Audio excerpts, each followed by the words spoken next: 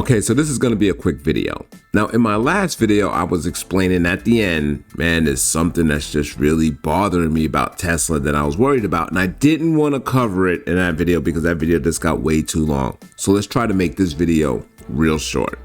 And this is Tesla. This is the monthly chart and just kind of letting you know what it looked like. But let's do this one on the weekly chart. A little easier to decipher. All right, so I have three downtrend lines. I have the primary downtrend line, and these are the best lines I can draw. Now, a trend line is more, it's more valid with more touches, right? And this particular trend line has one touch, two touches, three touches. That's the most I can get out of it, right? And then the secondary trend line has this one touch here, and then the one touch here. And then you can see the stock just falls away.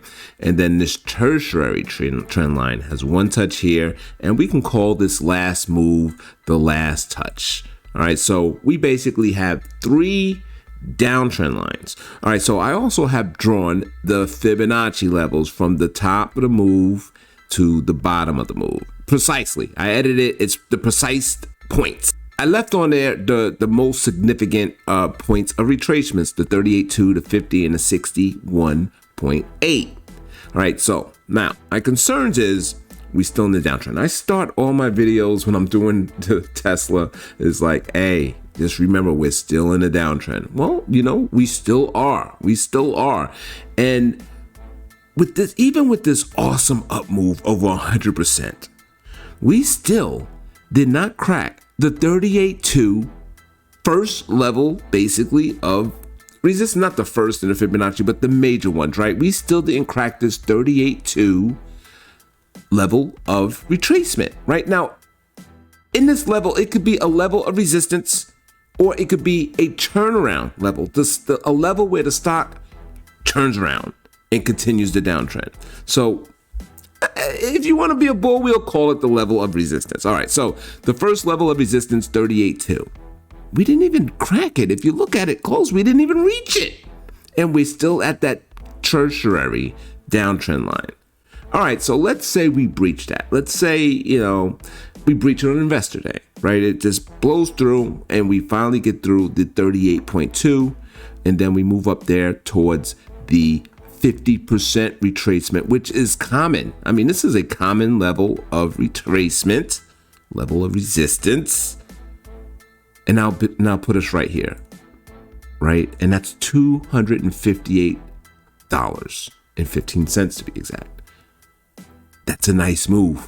That's a nice move from the bottom, but we only retraced 50%, which is a common level to where the stock can pull back. And it also hits the secondary level downtrend line, right? It's right there. It's right at that point. If it were to kind of keep moving up, we have two levels of possible resistance using trend lines and Fibonacci's, the 50% and the secondary downtrend, right? So it could easily make another move here. Let's measure this move.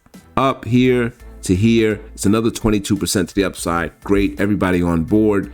And then we could easily just follow this on down and kind of keep that downtrend momentum going. And then the last one, right, the 61.8. A lot of people like the 61.8. I like it myself. It's one of my, I feel the 61.8 is the most common, the 50 and the 61.8, right? So we can kind of come up here and see how it lines up perfectly with these levels of these prior levels of resistance. Kind of, it's amazing how these Fibonacci's work, right? Kind of right there. It's going to put us right in here. Also, now that will bring us to the primary downtrend. It's a nice move from the bottom, but it's still in a downtrend. And this is the one, remember, this line has the three touches, right? So this line is pretty valid.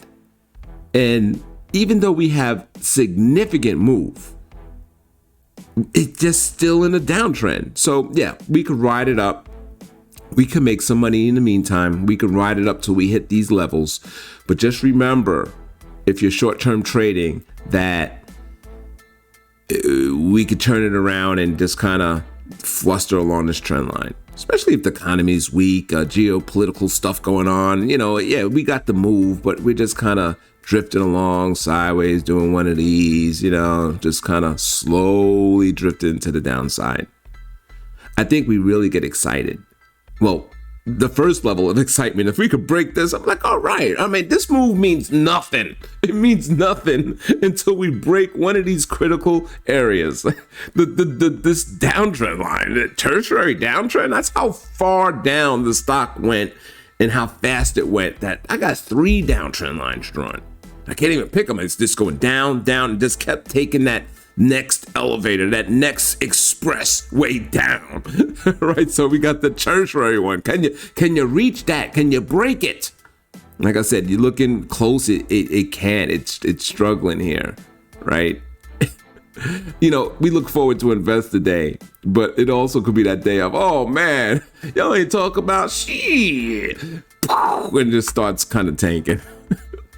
But anyway, oh man. So these are the things I worry about. I'm not gonna kind of move on from here. I just want to open your eyes about the downtrend and how it's still in place and how we have a lot of room, I should say, a lot more work to do to kind of break this downtrend, right? And that's getting over this area. This, by the way, this first area, this is even the, it's this first area where it struggled at, the 38.2. It's even just a perfect level of resistance it wants to get through, and it's struggling. It's struggling. So let's look at that. We have to get through that level, and then this level, and then this level, and then we have something to look forward to. Let's look at the monthly again, just so you can see how steep that sell-off was. Maybe the market was right. I'm not comparing it to a Fastly, but Fastly was one of the stocks that just tanked. And look at that action, right? Same kind of thing, secondary. Just take the name off the stock and just look at the chart. Right, 2 touches here, and then I had the 2 touches here, and it looked like, a year later, oh yeah, we making a move. Remember, this candle was kind of green at one point. Making a move, and then it just kind of gave up. Hey, not comparing Tesla to a Fastly, just pulling up a chart. Oh man, I was like, what other chart can I pull up? And this one, forget about it. I mean, this is PayPal. Forget about it. If Tesla were to do moves like these two charts, the economy, we're in a world of trouble. A world of trouble. And get that Bitcoin. That's all I can say, right? Let's say all paths lead to Bitcoin. I'm just going to pull up Google real quick. Look at Google. And we know Google is just, interest. All right, I don't want to turn this into one of those videos, but y'all know where I'm going. It's like, yeah, Tesla is doing good, but if the downdrafts of the world economy and the geopolitical picture does not improve, Tesla really can't fight through it no matter what. It's serious. I mean, people will just be selling just to get out. So I just want to kind of let that be in your mind. That's the bear case. That's what possibly could happen. There's just a lot of things going on. There's so many headwinds out there.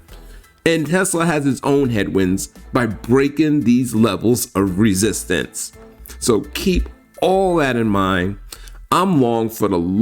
I'm not trading it. I'm in it. And I just hope it kind of continues to move up to the upside.